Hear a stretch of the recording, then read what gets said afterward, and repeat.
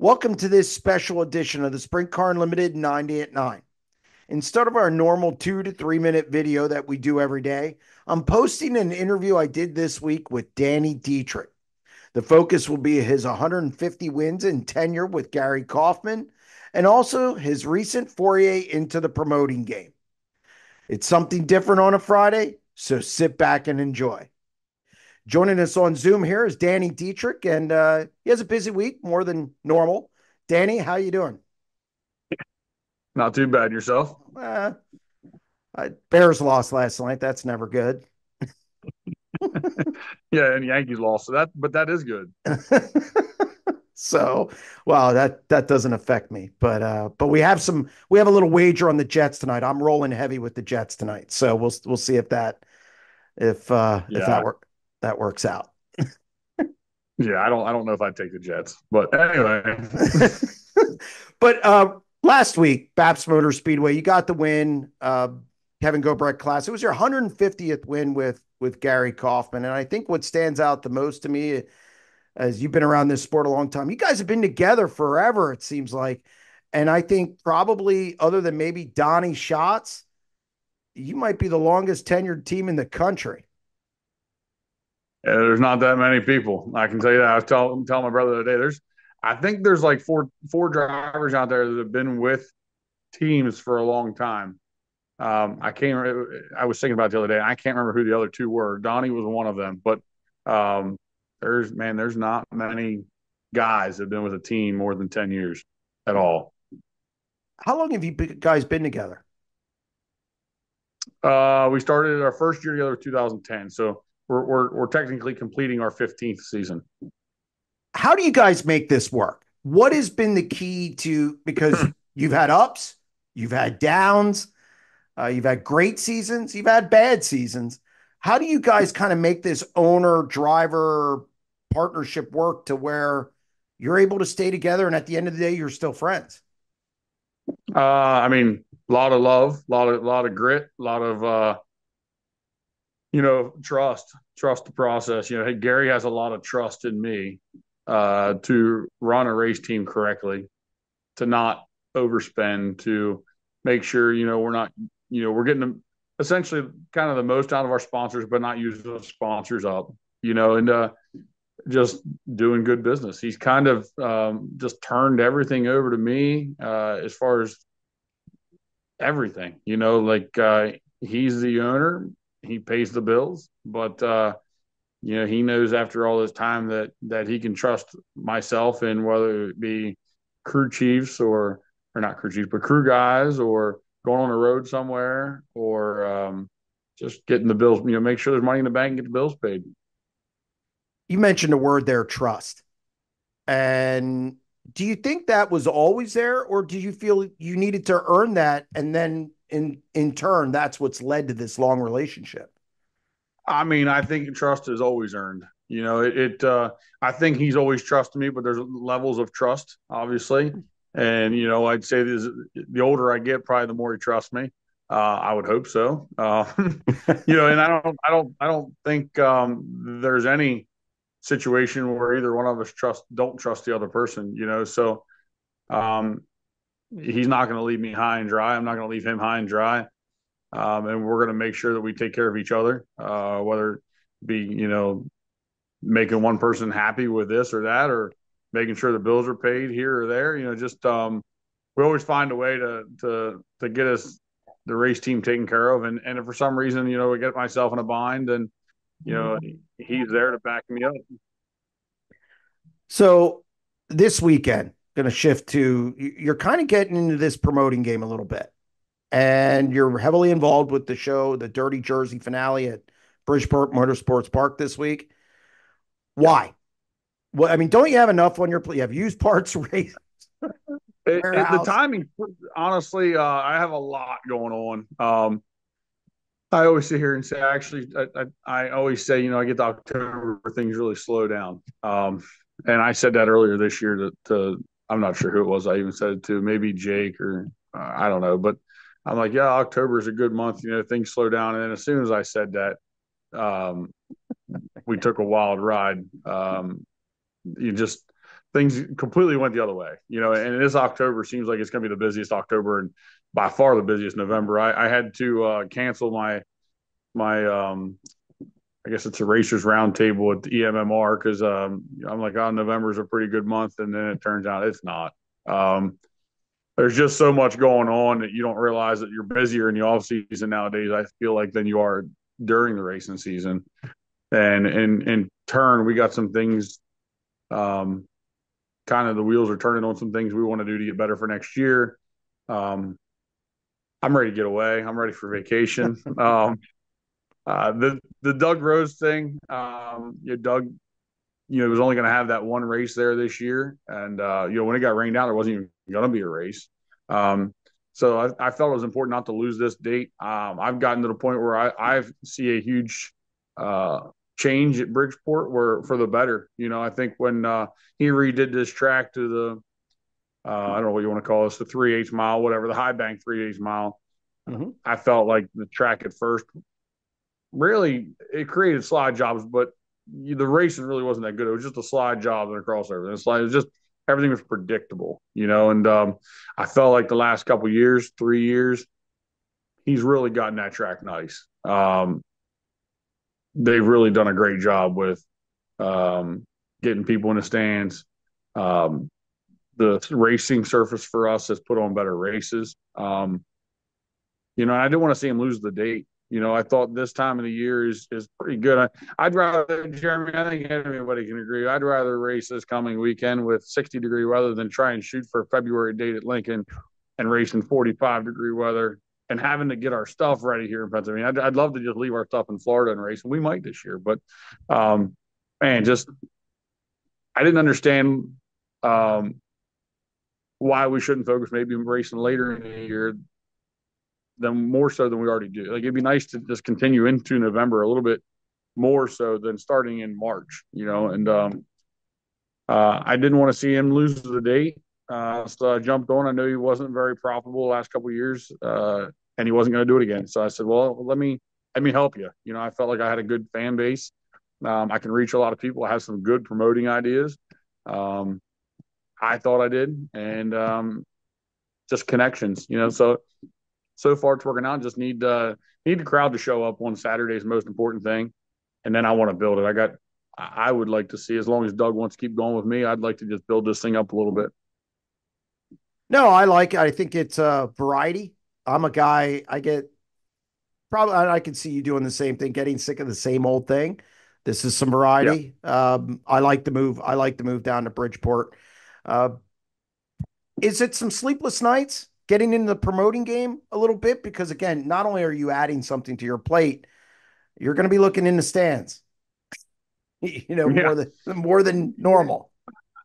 No, I'll be honest with you. I didn't really know Doug very well, and I still don't know him on a real personal level. But he's a really good guy to work with. I just he's kind of made this easy. I got a job to do. He's got a job to do, and we really haven't had a super ton of a ton of conversation.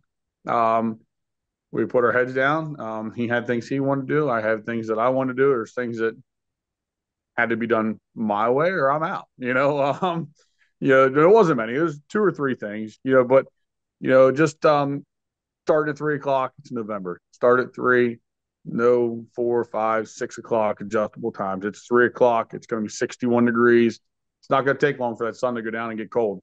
So by 5:30, lights might be on. And that's going to get chilly. So 3 o'clock start time. I don't want to overspend on the first year doing this with him. So I tried to structure a little bit better purse that wasn't over the top. I'd like to build this, and you can't start too deep into it. So if we can get the help, then maybe next year we'll pay a little bit more, then maybe a little bit more. And it pays good now, but I'd just like to see it progress. And there's some other things that we had that I wanted to do, and he's been more than willing to just have them couple things addressed. And he's done a great job at reaching out to some drivers when I don't, I haven't had a ton of time, and he's got some guys that he knows that are going to be there that I didn't even think to reach out to. So now we just need to to use all strategies to get fans there. That's what's most important is getting people in the seat, getting people in the seats. And the what you guys are doing for Sprint Car Unlimited is huge. Being a pay-per-view, it kind of gets back to grassroots of streaming. What I would say what Ian at the Cushion started, and Yep. I think that's at times what it needs to get back to is pay-per-view. To be honest with you, if it wasn't going to be you guys in Sprint Car Unlimited, it was going to be Ian with the Cushion in my back of my mind. Just because of the straight up pay-per-view. Yep. This whole streaming deal, they just unless you're doing a Weicker Tuscarora 50 national something really big, they just don't give you enough money. Yeah, no, I mean, our model is definitely, and I want to see your stands packed. And I know Baps Motor Yeah, Speedway's done a good job with both ends of that. So both, yeah, if both. Yep. obviously head out to the track, we want people to come to the track. But if you can't, www.sprintcarunlimited.tv. Danny, do you see doing more of this? In the No. future, as you maybe that was quick. That was way too quick. A couple races a year, is good for Yep. me until maybe one day when I quit racing. Then yes, I could foresee myself doing more. But until I quit racing, no. I just one or two shows a year is going to be enough for me. And I love for this to go well. Doug enjoyed working with me, and he say, hey, listen, I got an offer from this person or that person, maybe this series or that series, who knows, and say, hey, listen, you want to go in with me? And I, at this point, yeah, Doug's been really, like I said, really easy to work with and good to work with. And I'd love to get into it like that, especially when you got somebody else to work, when you got a partner to work with. Um, I don't know, I don't want to do it all on my own. I don't know enough. But I do enjoy using um, my following, the people who back me. It is fun to have that to fall back on to help promote sprint car racing for a race or two a year.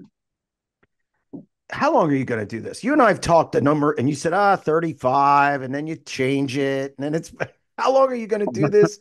I'm past 35 now, I Jeremy. know that's I don't know. You just never know. I mean, I'm having fun right now.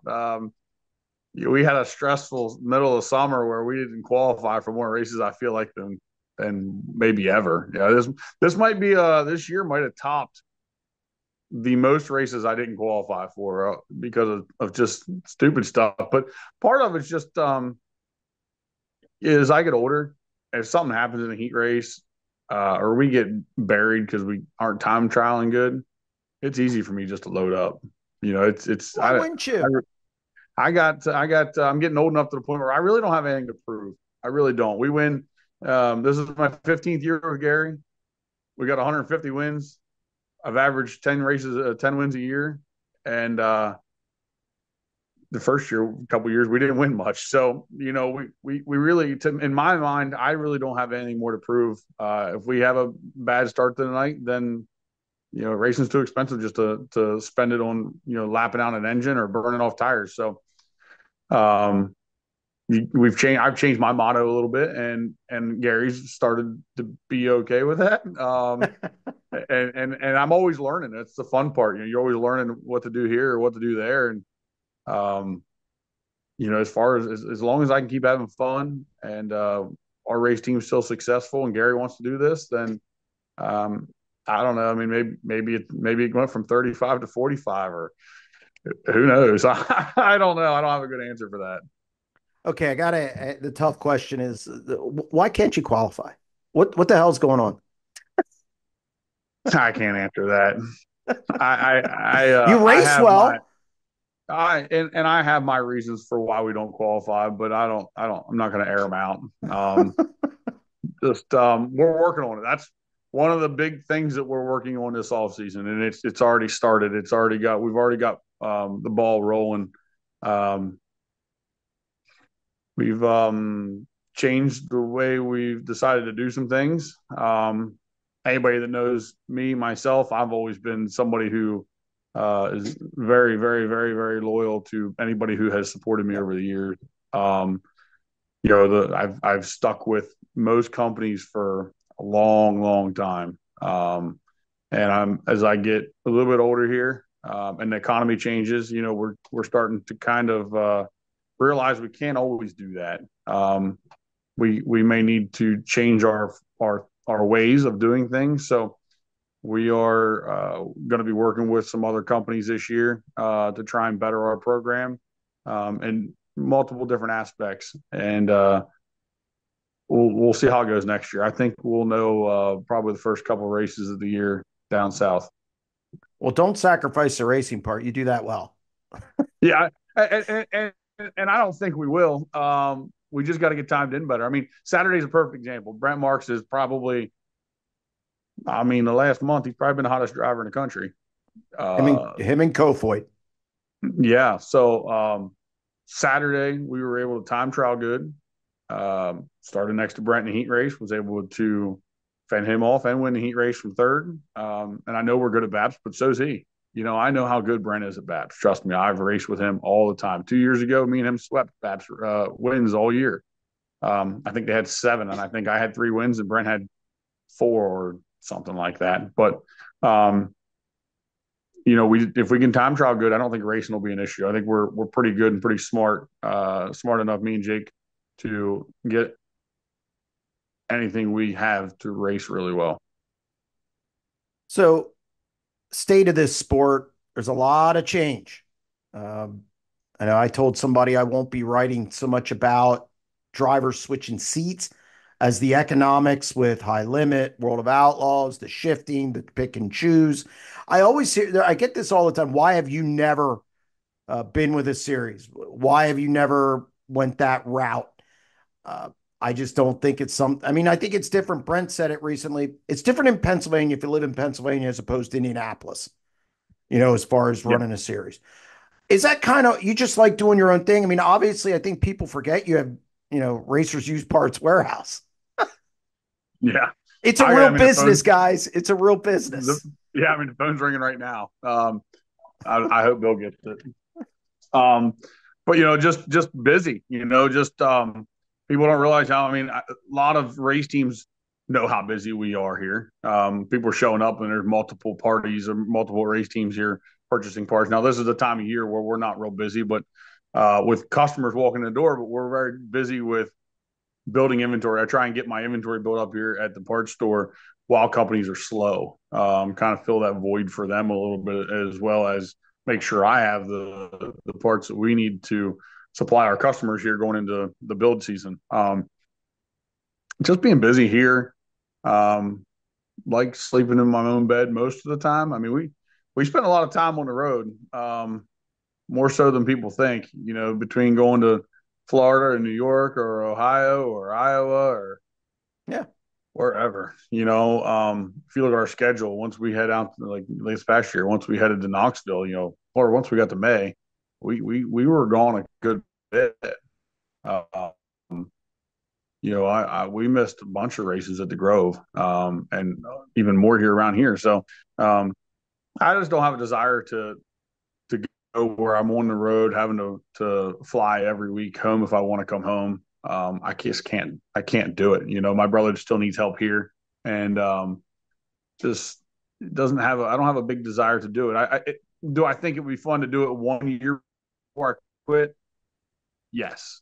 Um, Hopefully, maybe someday, maybe Gary decides he's done racing, and I can say, okay, well, maybe something comes available, and when Gary steps away, I'll step away from PA and try maybe a year on the road just to see what it does. But I don't. I just if that doesn't happen, I don't care. Yeah, I don't care too much to go on the road. So there's a lot of good money here in Pennsylvania. We the most important part is keeping the fans in the stands. Like forget about streaming; it's good, but it's only good to a certain extent. We gotta keep getting fans in the actual stands so that way we keep good races here in Pennsylvania that pay well.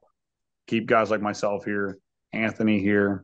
I was talking to my brother yesterday about Sundays coming up in 2025. Who's going to fill the void on Sundays other than BAPS in Central PA? Nobody. I mean, you really got to sit back and think. We've lost some tracks. or maybe tracks don't want to have 410s there because they're not really 410 tracks and they don't really have the best following for a weekly, to run a Sunday show. Hagerstown don't run Sundays, Bedford don't run Sundays, Grandview don't run Sundays, Clinton County don't run Sundays. I mean, no Grove actually takes a bigger hit than most people think. When you lose 6 or 7 shows up there, that's an extra Sunday for 6 or 7 months a year. And so I'm kind of reaching out, trying to possibly maybe find a midweek high limit ride like I did a couple years ago last year. Around the Indiana area. That would be nice, to kind of have an idea of where I'm going. Maybe it don't have to be a high limit. Maybe it could just be a midweek show, or maybe Sunday races, where you go out and catch a Sunday and a Tuesday race or something. But I'm kind of looking for something like that if the right opportunity came about. Just because I'm afraid Sundays and racing around here will be less and less this year. You might have a couple more races coming up at BAPS next year. Just saying. Maybe I'd be good with that. Yeah, no, I like BAPS a lot. It's one of my favorite tracks. It has nothing to do with the fact that I had the paper either. But Danny, Danny, again, congratulations on 150 wins. Give us a plug for Bridgeport. Thank you. Obviously, it's coming up. It's 2 nights, Friday, Saturday. Friday, what's going on Friday? So Friday is it's like a timed warm up session, 2 warm up sessions. It'll be timed. Fastest car gets locked into fastest car in each one of them will be locked to seventh and eighth on Saturday. You have to race Saturday to get locked into the dash, which pays $500. But essentially, if you went there on Friday just to get some extra laps, you get yourself locked into one of the front spots in the A main on Saturday. If you didn't necessarily have the best Saturday qualifying, and then there's also a $1,000 non-winners race. If somebody hasn't won in a winged 410 sprint car in 2024, you can go there and race in that and get some more laps. And then there's also a full program for the New England sprints, wingless sprints. And I think he's got 4 cylinders on the card there Friday night as well. So a little bit of action, just kind of leading up, giving some people something to come watch if they want to come out on a Friday night, and hang out, watch some racing, a little bit of racing, and then Saturday is a full blown 3 division program. So Saturday is the main event. Friday is just more or less just kind of like a practice night with some racing as well. No, I'm looking forward to it. Again, everybody head out to the track. Bridgeport provides some pretty good action, pretty good field. Dason Pursley coming in the 13 car. Cole Duncan's in Bill Rose's car. I'm still trying to, I don't know how that one slipped under my radar a little bit. So, but it should be a really good field. Right now, I think we got 28 cars. Something I couldn't get them out and couldn't get the name out, but I know Staмен's coming with somebody in their car, so he wouldn't tell me who. So maybe people can guess who's going to be in that car for the weekend. So I got to give a shout, just give him a hard time because he was here yesterday. So yeah, I mean, it's going to be a great crowd, a great field of cars. We'll see what happens, but it should be good. We just need to get everybody out. It's going to be mid-60s and sunny. Come on out, have a good time. Yep. We'll be there, and we'll have the second day, Saturday, on SprintCarUnlimited.tv. Danny, thank you very much for joining the show. I appreciate it. Get back to work. I know you got something to do over there, and obviously, I'm sure you're going to be ready for the weekend. Yes, I appreciate you having me on. Thanks, Jeremy. Thank you. Thank you for checking out this special edition of the Sprint Car Unlimited 90 at 9, and we'll be back Monday with our normal show. Stay tuned.